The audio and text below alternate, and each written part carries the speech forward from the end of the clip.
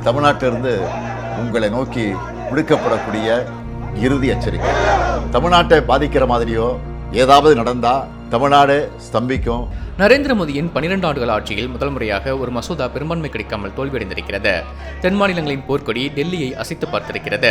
தொகுதி மறுவரையறை மூலம் வடமாநிலங்களின் ஆதிக்கத்தை அதிகரிக்க முயற்சி நடப்பதாக தென் மாநிலங்கள் குற்றம் சாட்டிய நிலையில் இந்த தோல்வி இந்திய நாடாளுமன்ற வரலாற்றில் ஒரு முக்கிய திருப்புமுனையாக பார்க்கப்படுகிறது. சட்டமன்ற தேர்தலுக்கு நடுவே இந்த மசோதா அவசரகதியில் தாக்கல் செய்யப்பட்டது ஏன்? இதன் மூலம் பாஜகவுக்கு என்ன லாபம்? இந்த காணொலியில் சற்று விரிவாக பார்க்கலாம். விகிதாச்சார அடிப்படையில் இந்த எண்ணிக்கை உயர்த்தலாம், மக்கள் தொகை அடிப்படையில் எண்ணிக்கையை உயர்த்தக்கூடாது. அப்படி உயர்த்தினால் தமிழ்நாடு உட்பட தென் மாநிலங்கள் பாதிக்கப்படும். இந்தியாவை பொறுத்தவரை 1952, 1963, 1973, 2002 என 4 முறை தொகுதி மறுவரையறை நடந்திருக்கிறது. இதில் 2002ஆம் ஆண்டு நடந்த தொகுதி மறுவரையறையில் தொகுதிகளின் எண்ணிக்கையில் எந்த மாற்றமும் செய்யப்படவில்லை.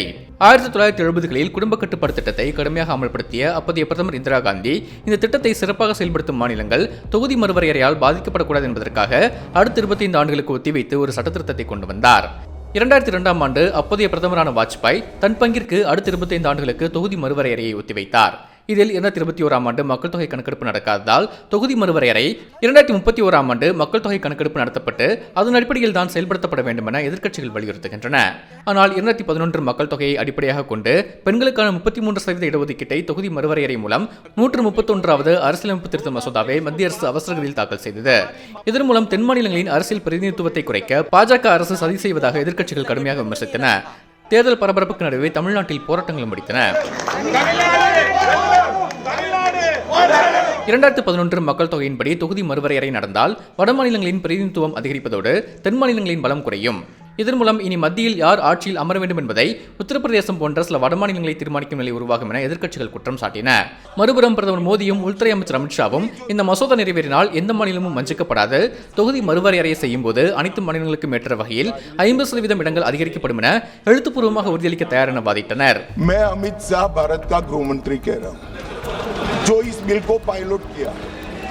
இந்த விவகாரத்தில் ஆளும் கட்சியின் வாதத்தை எதிர்க்கட்சிகள் ஏற்பதாக இல்லை. 2023ஆம் ஆண்டிலேயே மகளிர் இடஒதுக்கீடு மசோதா நிறைவேற்றப்பட்ட நிலையில் தொகுதி மறுவரையறையுடன் சேர்த்து இப்போது அதை கொண்டுவர என்ன தேவை என்றும் எதிர்க்கட்சிகள் கேள்வி எழுப்பின. மத்திய அரசு கொண்டுவரும் மகளிர் இடஒதுக்கீடு மசோதா உண்மையில் மகளிருக்கு அதிகாரம் அளிக்கும் மசோதா அல்ல, மாறாக தேசத்தின் அரசியல் வரைபடத்தை மாற்றும் முயற்சி என எதிர்க்கட்சித் தலைவர் ராகுல் காந்தி குற்றம் சாட்டினார். The first truth is that this is not a women's bill. It's an attempt to change the electoral map of India. இந்த நிலையில் கடும் எதிர்ப்புக்கு மத்தியில் ஏப்ரல் 17 நடந்த மசோதா மீதான வாக்கெடுப்பில் மசோதா நிறைவேற 3/2 பங்கு அதாவது 326 வாக்குகள் தேவைப்பட்ட நிலையில் 298 உறுப்பினர்கள் மட்டுமே ஆதரவாக வாக்களித்தனர். 230 வாக்குகள் எதிராக விழுந்ததால் வெற்றி இலக்கை எட்ட முடியாமல் மசோதா தோல்வியடைந்தது. இது நரேந்திர மோடி அரசுக்கு மிகப்பெரிய பின்னடைவாகவே பார்க்கப்படுகிறது. கடும் எதிர்ப்புகளுக்கு மத்தியில் முத்தலாக் தடை சட்டம், குடியுரிமை திருத்தச் சட்டம், காஷ்மீர் சிறப்பு அந்தஸ்தை ரத்து செய்தது, வக்பு திருத்தச் சட்டம் உள்ளிட்டவற்றை வெற்றிகரமாக நிறைவேற்றிய பாஜக அரசு 12 ஆண்டுகளில் முதல் முறையாக நினைத்த மசோதாவை நிறைவேற்ற முடியாமல் சறுக்கியிருப்பதாக அரசியல் வல்லுநர்கள் கூறுகின்றனர்.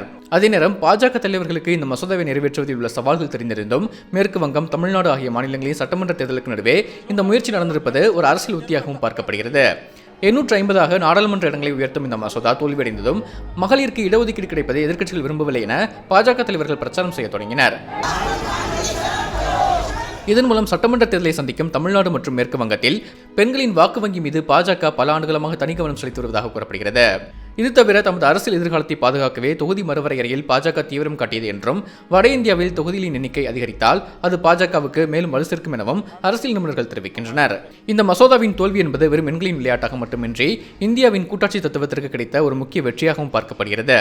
அதே நேரம் பாஜகவிற்கு இது ஒரு சறுக்கலா அல்லது தேர்தல் களத்தில் பெண்களின் அனுதாபத்தை தேடித்தரும் ஆயுதமா என்பதை பொறுத்திருந்துதான் பார்க்க வேண்டும்.